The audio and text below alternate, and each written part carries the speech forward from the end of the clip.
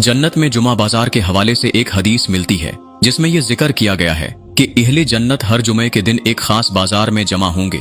इस बाजार में कोई खरीद व फरोख्त नहीं होगी, बल्कि ये एक ऐसा मुकाम होगा जहां अहले जन्नत को मजीद नेमतें और बरकतें अता की जाएंगी। हदीस का मफहूम हजरत अनस बिन मालिक रज़ी अल्लाह अन्हु से रिवायत है कि नबी करीम सल्लल्लाहु अलैहि वसल्लम ने फरमाया कि बेशक जन्नत में एक बाजार होगा जहां हर जुमे के दिन लोग आया करेंगे।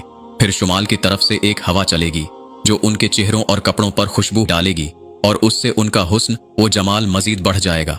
फिर जब वो अपने घरों की तरफ वापस जाएंगे तो उनके अहले खाना कहेंगे, अल्लाह की कसम तुम्हारा हुस्न व जमाल और ज्यादा हो गया है। तो वो जवाब देंगे, अल्लाह की कसम हमारा हुस्न व जमाल तुम्हारे बाद और ज्यादा बढ़ गया है। इस हदीस से क्या मालूम होता है? जुम्हा बाजार की हकीकत ये एक ऐसा रूहानी मुकाम होगा जहां अहले जन्नत मजीद लुत्फ अंदोज होंगे।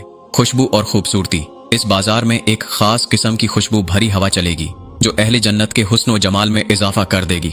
बाहमी मुलाकात, अहले जन्नत एक दूसरे से मुलाकात करेंगे और अल्लाह की नेमतों का शुक्र अदा करेंगे। अल्लाह की मजीद नेमतें, अल्लाह ताला अहले जन्नत को हर लम्हा मजीद नेमतें अता फरमाएगा और वो कभी पुरानी या मांद नहीं होंगी। ये हदीस जन्नत की नामतों में से एक अजीम नामत को बयान करती है जो हर अहले ईमान के दिल में जन्नत की तलब और मोहब्बत को मजीद बढ़ा देती है।